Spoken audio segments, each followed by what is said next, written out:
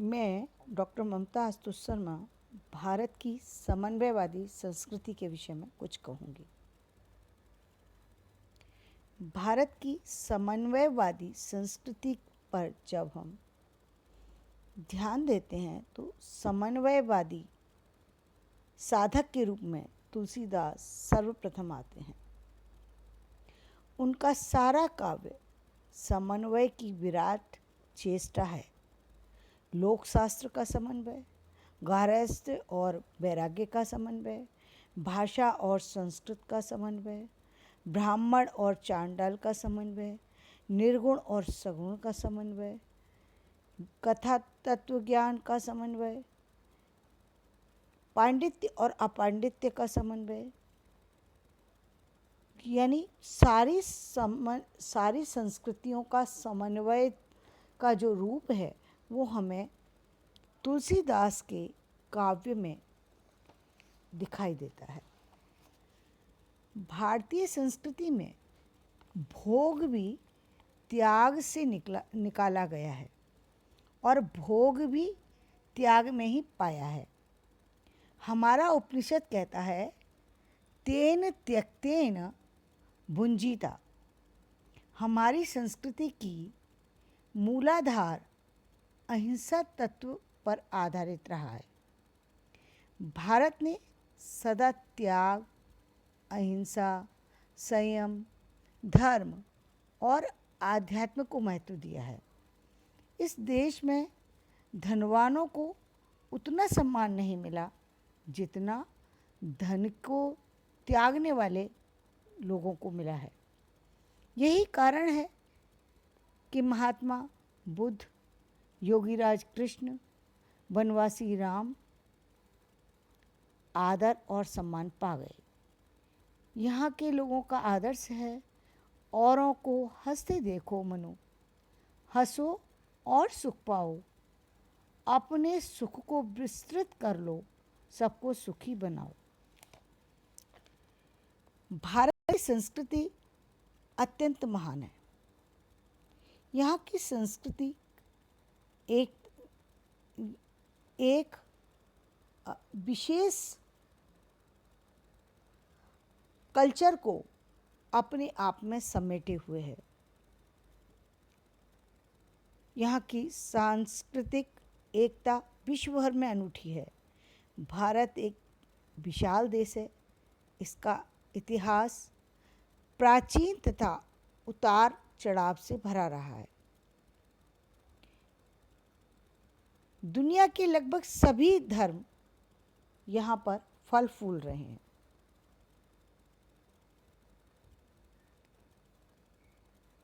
यहाँ हम सभ्यता के विभिन्न स्तरों को एक साथ पनपते हुए देखते हैं। हम अनेक में एक के खोजी हैं। वैदिक आर्य जो इंद्र, वरुण, अग्नि इत्यादि नाना प्रकार के देवताओं के आराधक थे, उन्होंने भी एकत्व की भावना को विकसित किया और घोषित किया कि ये सब एक सत्य के विभिन्न नाम हैं। एक सद विप्रा बहुधा वदन्ति। एकत्व की इस अनुभूति ने उन्हें सामाजिक, राजनीतिक जीवन के निर्माण में सहायता दी। प्रकृति के सतत संपर्क के कारण आर्य मानस ने मानव आत्मा के बीच की समरसता को समझने का प्रयत्न किया। महावीर और बुद्ध ने प्रेम और भ्रातृभाव से बल देते हुए उपदेश दिए। मध्ययुगीन संतों ने भारतीय भाषाओं को समृद्ध बनाया। भारत की एकता हमारे पुराण, काव्य, रामायण और महाभारत द्वारा देखी जा सकती है। भारत की प्रत्येक भाषा में हमें राम और कृष्ण की कथाएं मिलती हैं। भागवत पुराण भी हमारे संतों को बहुत प्रिय था और भारत की सभी भाषाओं में हम भागवत पुराण के सुंदर रूपांतर भी पाते हैं। संगीत और कविता हमारी सांस्कृतिक एकता को बनाए रखने में सफल रहे हैं। संगीत और कविता का हमारी जनता के मानस पर जबरदस्त अधिकार होता है। इसीलिए कवि के विषय में कहा गया है, जहाँ न पहुँचे रवि वहाँ पहुँचे कवि। कवि अपनी एक आवाज़ से, एक सामान्य सी बात से पूरे विश्व में परिवर्तन ला सकता है। एक आवाज़ और पूरा जो है मानव संस्कृति बदलने में समर्थ होती है।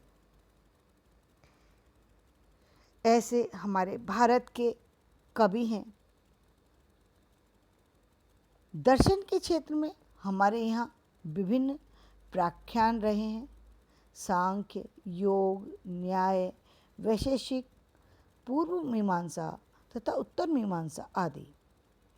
देश के सभी प्रांतों और भागों में के विद्वानों ने मिलकर इन व्याख्यानों का विकास किया और इस प्रकार हमारी सभ्यता की एकता को दृढ़ बनाने में सहायता प्रदान की। अवैदिक दार्शनिक मत भी इस देश में पनपे। इनमें प्रमुख हैं चाकिब, बौद्ध, जैन, लिंगायत आदि। भारत ने अतीत में चिकित्सा, ज्योतिष, गणित आदि विज्ञानों में महान आचार्य उत्पन्न किए। उन्होंने हमारी जनता को एक बनाने में मदद की। भारतीय संस्कृति समन्वय के उस रूप को दर्शाती है जिसके स्तंभों पर, जिसके आधार पर पूरे विश्व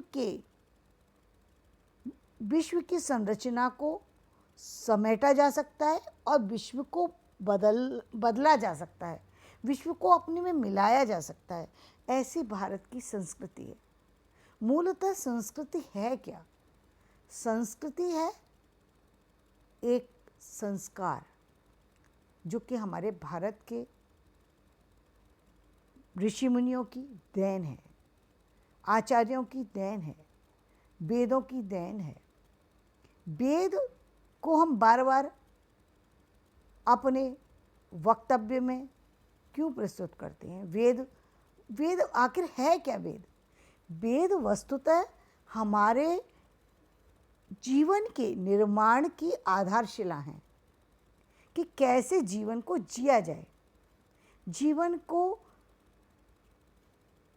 यदि आज के हम इस माहौल में यदि हम बात करें तो लोग बात करते हैं कि इन वेदों की क्या आवश्यकता है।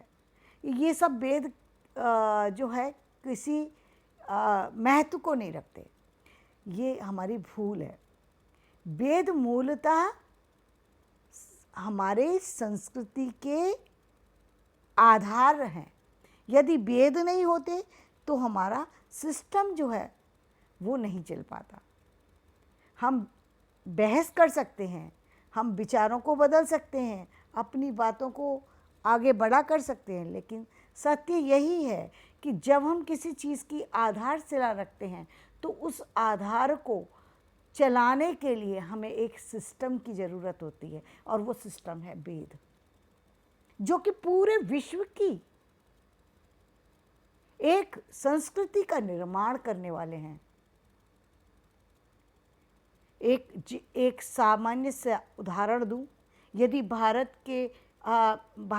छोड़िए, यदि हम एक सामान्य से ऑफिस को स्टार्ट करना चाहते हैं, उसको चलाने के लिए सोचते हैं, तो हमें आवश्यकता होती है कि उस ऑफिस के सिस्टम को चलाने के लिए हम डायरेक्टर, फिर डिप्टी डायरेक्टर, फिर उसके बाद मैनेजर, अन्य पदाधिकारियों को रखते हैं। यहाँ तक कि हम फर्स्ट कैटेगरी से फोर्थ कैटेगरी तक के, फिफ्थ कैटेगरी तक के सभी लोगों को लेकर के चलते हैं। हम कह सकते हैं, कहने के लिए कह सकते हैं कि नहीं, सिस्टम बिना किसी आधार के चलाया जा सकता है। क्या मुझे बता सकते हैं कि एक अनपढ़ अयोग्य व्यक्ति मैनेजर बन सकता है, डायरेक्टर बन सकता है, सिस्टम को चला सकता है? नहीं चला सकता। ये बात अलग है कि कालांतर में वो भी उतना ही विद्वान बन जाए, वो भी उतना पढ़ा लिखा बन जाए कि वो डायरेक्टर के पोस्ट को संभाल सके, वो एक अलग बात है। लेकिन बिना पढ़े लिखे कोई व्यक्ति डायरेक्टर बन जाएगा, कोई व्यक्ति मैनेजर बन जाएगा, कोई व्यक्ति किसी और पद को ग्रहण कर लेगा, ऐसा नहीं हो सकता। तो समाज के चलाने की आधारशिला वेद हैं, और वेद हमारी संस्कृति की आधारशिला है, जिससे कि हमारी संस्कृति जो है समाज के स्वरूप को सही ढंग से अग्रसर होने के लिए प्रेरित करती है। आप देखिए, इस संस्कृति के ना होने के कारण, इन वेदों के ना होने के कारण विदेशों में क्या है? क्या उनका जीवन, ध्यान से देखिए, ध्यान से सुनने योग्य बात है, क्या उनका जीवन सिस्टमैटिक है? क्या वाकई वो परिवार कहलाने लायक हैं, जहाँ पर कोई नियम ही नहीं है? कोई भी पत्नी किसी भी पराये पुरुष को अपना सकती है, कोई भी पति किसी भी पराई स्त्री के साथ संबंध बना सकता है। यदि परिवार के दो मुख्य व्यक्ति ही संबंधों की गरिमा को नहीं समझ पाएंगे और संस्कृति को आगे बढ़ाते जाएंगे, तो समाज कैसा होगा? केवल पढ़ लिख लेने से समाज की संस्कृति नहीं बनती। संस्कृति बनती है संस्कारों से, और संस्कार बनते हैं परिवार के मुखिया के सिस्टम से। तो सिस्टम चलाना पड़ता है किसी भी चीज़ को चलाने।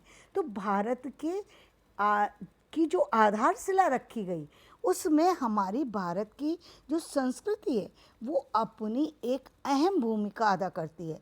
समन्वयवादी संस्कृति कैसी है? यदि एक पड़ोसी को आवश्यकता होती है किसी वस्तु की, तो दूसरा पड़ोसी उसके पास तक वो वस्तु पहुंचा देता है। आज हम देख रहे हैं कि बड़े नगरों में ये संस्कृति लुप्त प्राय होती जा रही है। लोगों को पता नहीं है कि हमारा पड़ोसी बीमार है या स्वस्थ है, वो भूखा है या वो दुखी है, इसका हमें कोई जानकारी नहीं, जिसके अभाव के कारण से आज भारत के अंदर ना जाने कितने परिवार ऐसे हैं जो भूखे सो जाते हैं, जो रोगी होने पर, जो रोगी हैं, दुखी हैं, लेकिन उनके पड़ोसी उनकी मदद नहीं पहुंचा पाते। आज हमारे जो बुजुर्ग लोग हैं वो अपने आप में अकेले हो गए हैं। क्यों? क्योंकि हमारे भारत की संस्कृति धीरे धीरे मिटती जा रही है। भारत की संस्कृति पर पाश्चात्य संस्कृति का रंग चढ़ने लगा है। पाश्चात्य संस्कृति नहीं है, वो संस्कृति नहीं कही जा सकती। संस्कृति तो वो होती है जिसमें संस्कार निहित हो। यदि संस्कार ही निहित नहीं है तो संस्कृति कैसे हो सकती है? तो भारत की संस्कृति कहीं ना कहीं नियमों से बंधी हुई है, और उस संस्कृति को कौन चलाने वाला है? उस संस्कृति का निर्माण करने वाले हम लोग हैं। ये ठीक है कि आपकी कोई बहुत बड़ी कोई आपके पारिवारिक स्थिति बिगड़ गई, या कोई अनहोनी हो गई जिसके कारण से आप कहीं आपको कोई अन्य निर्णय लेना पड़े, वो एक अलग चीज़ है। लेकिन एक सामान्य परिवार के रहने के, सहने के, बातचीत करने के, व्यवहार करने के एक तरीका है, एक सिस्टम है कि हमें किसके साथ में कितनी बात करनी है। यदि ये ना हो तो कोई भी व्यक्ति किसी का आदर नहीं करेगा, कोई भी व्यक्ति किसी से आदर पाएगा भी नहीं। तो सिस्टम की ज़रूरत होती है। सिस्टम संस्कृति है, संस्कृति एक कल्चर है जो हमारे वेदों से निकल कर के आई है। वेदों को पढ़ने की आवश्यकता है। वेद हमारे केवल एक हिंदू जाति के लिए नहीं है। आज हम लोगों ने हम कहते हैं कि वेद जो है केवल हिंदुओं के लिए नहीं है। नहीं नहीं, हिंदुओं के लिए नहीं है वेद। वेद के अंदर वो बातें लिखी गई हैं जिससे हमारे पूरे संसार के सिस्टम को चलाया जाएगा। उनकी आवश्यकता है, लेकिन लोग धीरे धीरे उन चीज़ों को भूल रहे हैं। तो भारतीय संस्कृति के में एक ऐसी परंपरा निहित है जिसमें समन्वय की भावना है, एक दूसरे के दुख दर्द को समझने की भावना है, अपने से पहले दूसरे का ध्यान रखने की भावना है। ये बहुत बड़ी चीज़ है कि हम अपने खाने से पहले यदि कोई सामने व्यक्ति है उसके लिए अपना खाना प्रस्तुत कर दें। ये बहुत बड़ी बात है जो आज नहीं है, जिसकी बहुत बड़ी आवश्यकता है। तो भारतीय समन्वयवादी संस्कृति जो है, इसको समझने की, इसे महसूस करने की, जीवन में उतारने की और बढ़ाने की आवश्यकता है। धन्यवाद।